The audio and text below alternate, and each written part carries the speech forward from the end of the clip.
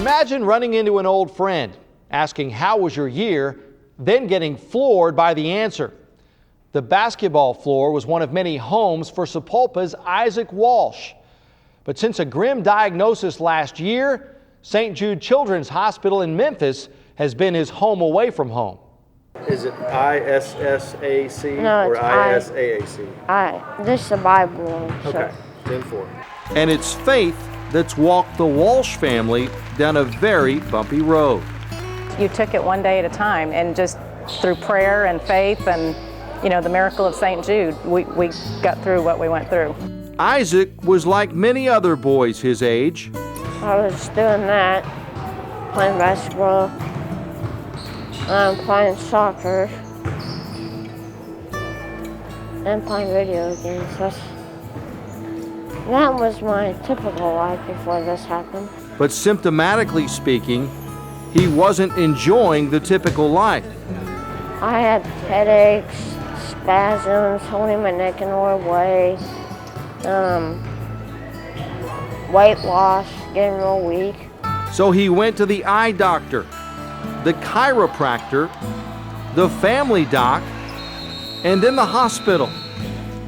Finally, a CT scan revealed this: a softball-sized tumor in Isaac's brain, at which the surgeon said, in layman's terms, drill a hole in the side of his head to relieve the pressure, but also told us there was a very significant risk that he would die of cardiac arrest or a heart attack on the table. And I remember thinking it was a dream, this can't be true. This is Isaac, he was healthy. He played soccer, he played basketball. There was no warning signs leading up to a diagnosis like this. That was March 8th of 2011. Since then, Isaac has endured 8 surgeries. He took 35 different meds during treatment and is on 14 now. Isaac's dad credits his son's recovery to St. Jude. St. Jude's an incredible place. I'm convinced had we opted for traditional treatment in Tulsa, we would have probably had a funeral about May or June. The care that we got there, we got immediate answers. And we also got the best, cancer treatment in the world that the world has to offer right now. During his time in Memphis, Isaac met Broncos QB Tim Tebow and saw the Thunder beat the Grizzlies in triple overtime. And though he couldn't make a charity game featuring Kevin Durant, he wasn't left empty-handed. I wanted to go to the game, but our doctor said no because my blood counts were too low. So then we had a friend in town, so we went to that restaurant, the Blue City Cafe, and he ended up being there, so I said, this is better than game, meeting him. Before the diagnosis, Isaac, in addition to hoops, played soccer and ran track and cross country.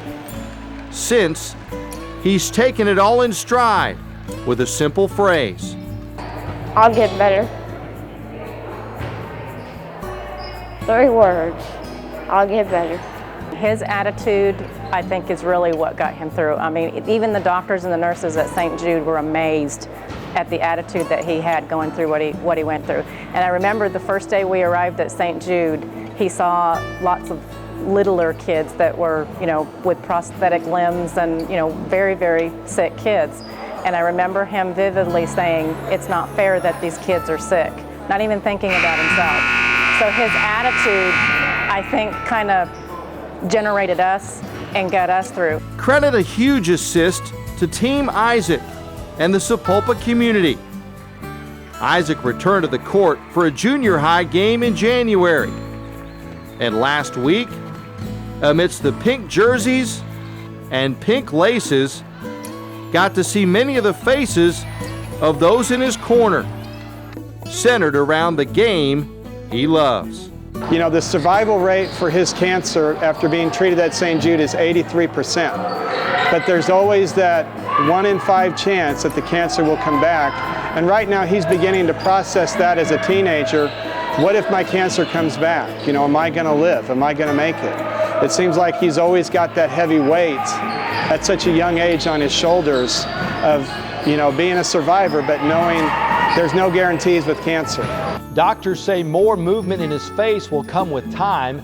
Isaac returns to St. Jude for his next checkup in mid-April. Isaac, we, along with the thousands of folks from your hometown, extend our hopes and prayers for your continued recovery. We'll be right back.